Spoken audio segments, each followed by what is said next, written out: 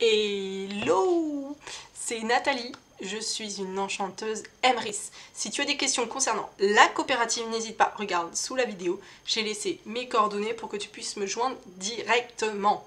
Après, tu peux toujours laisser un commentaire, ça sert à tout le monde et je répondrai à toutes les questions. Aujourd'hui, j'avais envie de rentrer un petit peu plus dans le détail puisque j'ai reçu un mail concernant les associations. Alors les associations, j'en ai déjà parlé dans d'autres vidéos, regarde sur la chaîne, tu trouveras ton bonheur si tu vois pas trop de quoi je parle. Et ça s'appelle Anaïs et elle me demandait clairement, c'est le titre de ma vidéo, comment soutenir mon association avec Emrys. Alors, je t'ai déjà expliqué qu'Emrys permettait aux associations de rentrer gracieusement dans la coopérative et qu'elles avaient tout à y gagner de pouvoir intégrer cette coopérative. Après, tout dépend aussi du niveau de membre que tu es dans la coopérative. Alors le cas d'Anaïs, c'est qu'elle était acheteuse.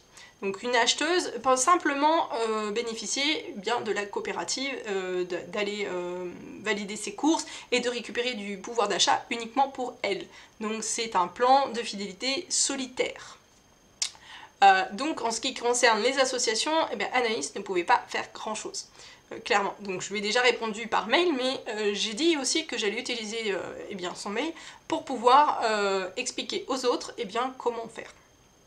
Quand on est un membre Emrys, eh bien, on fait attention déjà au type de membre qu'on voudrait être. C'est vrai que souvent on regarde sa propre consommation dire quotidienne, et une fois qu'on a commencé à être un acheteur et qu'on commence à bien comprendre comment fonctionne Emrys, ah ben dès qu'on en parle un peu à un proche, on se rend compte que ça plaît au proche en question.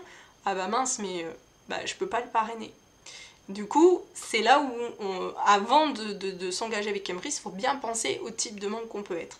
En l'occurrence, pour soutenir l'association d'Anaïs, qui était en difficulté, notamment avec le Covid, le passage Covid et le redémarrage, qui est un petit peu compliqué là, en septembre pour toutes les associations, eh bien, elle s'est rendue compte qu'elle pouvait pas l'aider, sauf être un enchanteur, comme moi. Alors il n'y a pas que moi qui suis enchanteur, il y a même voilà, une pléthore d'enchanteurs. Seulement Anaïs m'a contactée et je l'ai aidée tout simplement en lui expliquant que dans toutes les arborescences, quand on est un membre Emrys, on n'est jamais seul. Il suffit pour ça de demander à son parrain.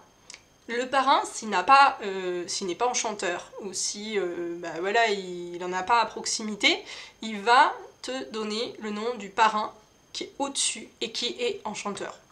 Voilà. Et donc en allant dans cette hiérarchie-là, on va trouver un enchanteur.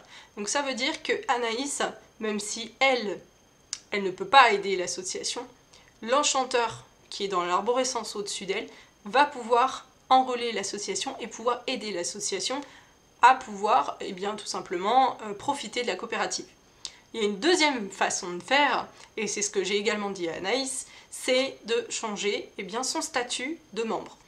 Anaïs, ça lui tenait à cœur tout simplement d'aider son association, parce qu'elle fait partie du bureau et que ça lui brisait le cœur, j'ai envie de te dire, que d'imaginer mettre la clé de l'association sous la porte parce que financièrement c'était trop difficile.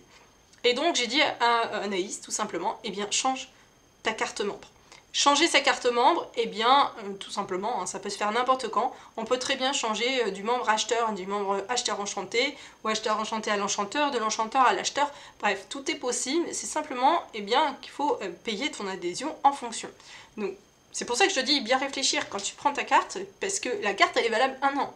Au bout d'1 an, eh bien, tu peux faire le choix stratégique de changer à ce moment-là ton adhésion. Et là, en l'occurrence, eh bien, ça tombait pas trop mal puisque dans à peu près 1 mois, Anaïs devait renouveler son abonnement. Donc, l'abonnement Emrys, elle a pu, c'est son choix, elle a pu renouveler en tant qu'enchanteur. Et en payant son adhésion enchanteur, elle avait la possibilité de faire rentrer son association dans la coopérative. Donc, comment soutenir au final ton association? Tu as 2 moyens de le faire.